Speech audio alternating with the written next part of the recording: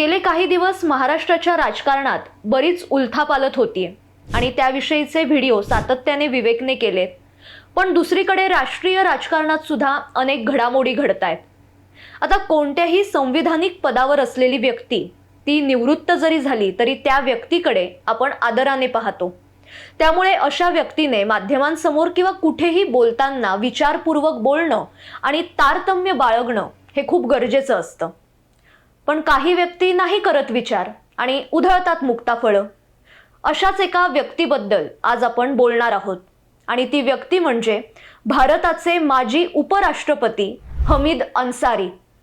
तशी त्यांची कारकीर्द जर बघितली 10 वर्षाची त्यांची कारकीर्द ही वादग्रस्तच राहिली आहे आणि असंच एक वादग्रस्त विधान त्यांनी नुकतंच केलंय आणि त्या विधानाचा व्हिडिओ हा सध्या व्हायरल होतोय। त्याविषयीच आज आपण बोलणार आहोत। नमस्कार, मी बागेश्री पारनेरकर आणि आपण पाहत आहात डिजिटल विवेक। और हमारे ताल्लुकात हमेशा ईरान से बहुत करीबी रहे, झगड़े भी हुए हैं हमारे। हिंदुस्तान जब बादशाहत हमारे यहाँ थी और ईरान में बादशाहत थी तो झगड़ा कहाँ होता था? कद्दार पे होता था। हिंदुस्तान की सल्तनत आधे अफगानिस्तान पे रहती थी। इसीलिए मैंने हमेशा कहा है कि जिन लोगों को हम फॉरेन इन्वेडर अपनी किताबों में छपाते हैं कि कोई लोदी है, कोई गजनी है, कोई ये है, ये सब हिंदुस्तानी लुटेरे थे। कि कोई लोदी है, कोई गजनी है, कोई ये है, ये सब हिंदुस्तानी लुटेरे थे। कि कोई लोदी है, कोई गजनी है, कोई ये है, ये सब हिंदुस्तानी लुटेरे थे। ये बाहर से नहीं आए थे। पॉलिटिकली ये कन्वीनियंट है कि साहब हुआ उन्होंने ये तोड़ दिया वो तोड़ दिया, सब हिंदुस्तानी थे। महमूद गजनी आणि लोदी हे भारतीय लुटारू होते, ते बाहेरचे नव्हते असं हमीद अन्सारी यांचं म्हणणं आहे। आता हे नुसतं वादग्रस्त विधान नाहीये, तर यातून इतिहासासाठीचा आपला लढा हा अजूनही संपलेला नाही हे यातून दिसतं। आतापर्यंत काँग्रेसने चुकीचा इतिहास हा अनेक पिढ्यांपर्यंत पोहोचवला। इतिहास हा नुसता भूतकाळ नसतो, तर तो देशाच्या आत्मस्मृतीचा आरसा असतो। आता या आरशात काय दाखवायचं, काय पुसायचं, काय पोहोचवायचं यावर पुढच्या पिढीची जडणघडण ही ठरत असते आणि इतके वर्ष ती वैचारिक आणि मानसिक जडणघडण अतिशय चुकीच्या पद्धतीने झाली आणि त्याचे परिणाम आजही आपण भोगतोय। हमीद अन्सारी हे गजनी आणि लोदी सारख्या इस्लामी आक्रमकांना भारतीय ठरवण्याचा प्रयत्न करतायत। असा माणूस 10 वर्ष उपराष्ट्रपती या पदावर काम करत होता, हे खरं म्हणजे आपलं दुर्दैव आहे।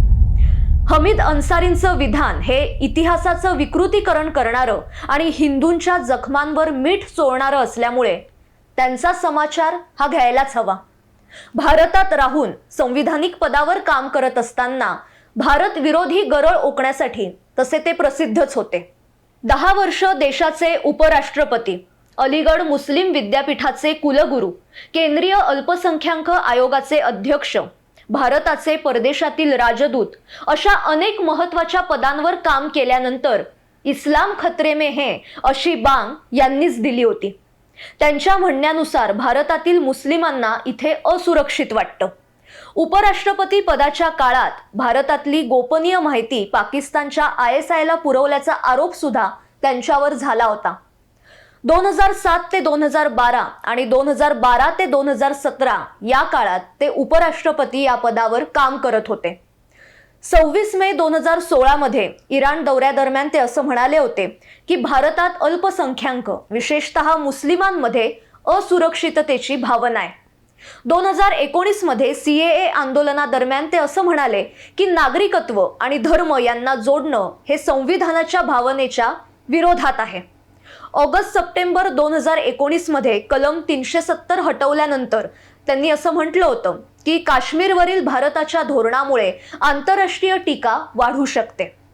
अमेरिकेतील इंडियन अमेरिकन मुस्लिम काउन्सिल या संस्थेच्या कार्यक्रमात प्रजासत्ताक दिनाच्या निमित्ताने बोलताना अन्सारी यांनी भारतात वाढत चाललेल्या सांस्कृतिक राष्ट्रवादाबद्दल चिंता व्यक्त केली होती।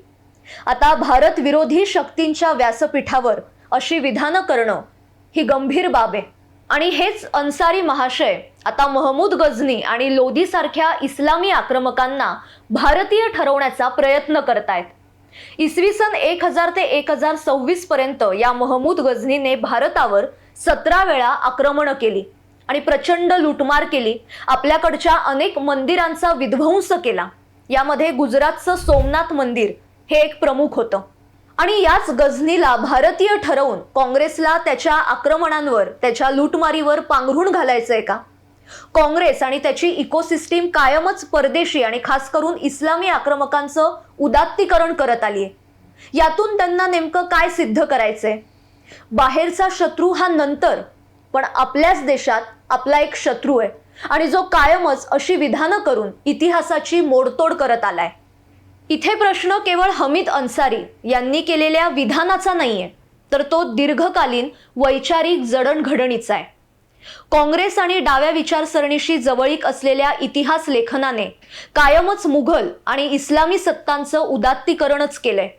अकबर महान, औरंगजेब प्रशासन कुशल, टिपू सुलतान स्वातंत्र्य योद्धा अशी एकसुरी प्रतिमा शालेय पाठ्यपुस्तकांमधून कायमच आणि जाणीवपूर्वक ठसवली गेली.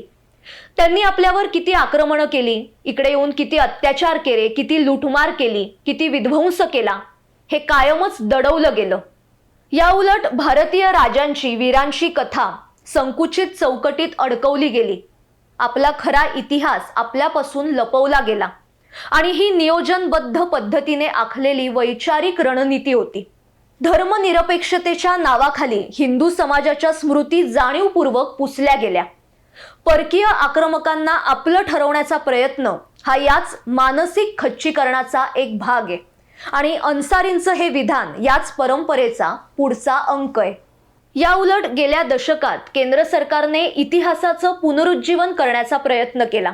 मग शहरांची इस्लामी आक्रमकांनी दिलेली नावं बदलली, पाठ्यपुस्तकातल्या चुका दुरुस्त केल्या, इतके वर्ष दडवलेला इतिहास समोर आणला, वेगवेगळ्या माध्यमातून आपल्या सांस्कृतिक वारशाचं जतन केलं. आक्रमकांचं उदात्तीकरण थांबवलं तरच भारतीय समाज हा स्वतःच्या परंपरेशी, गौरवाशी आणि आत्मसन्मानाशी पुन्हा जोडला जाईल. इतिहासाची केलेली मोडतोड, विकृत मांडणी ही मूकपणे सहन करण्याची गोष्ट नाही आणि ती वेळही नाही. आजच्या भागात इथेच थांबते, पण याविषयी तुम्हाला काय वाटतं ते नक्की कळवा. आणि अशाच महत्त्वाच्या विषयांवर आपण रोज भेटणार आहोत. त्यासाठी साप्ताहिक विवेकच्या YouTube चॅनलला आजच सबस्क्राईब करा. धन्यवाद.